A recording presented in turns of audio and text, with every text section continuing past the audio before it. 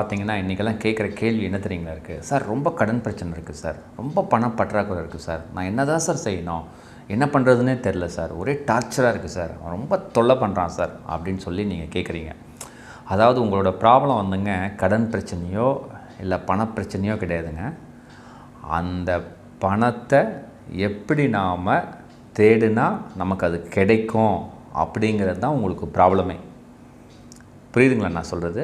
So நம்ம என்ன செய்யணுன்னாங்க, நமக்கு அதை விட்டுட்டு நீங்கள்லாம் என்ன பண்ணுறீங்கன்னா, தேவையற்ற கற்பனைகள் அப்படி ஆயிடுச்சு இப்படி ஆயிடுச்சு அதனால் ஆச்சு இவனால் ஆச்சுன்னு சொல்லி ரொம்ப நெகட்டிவ் தாட்டோட எதுவுமே உங்களால் செய்யவே முடியல.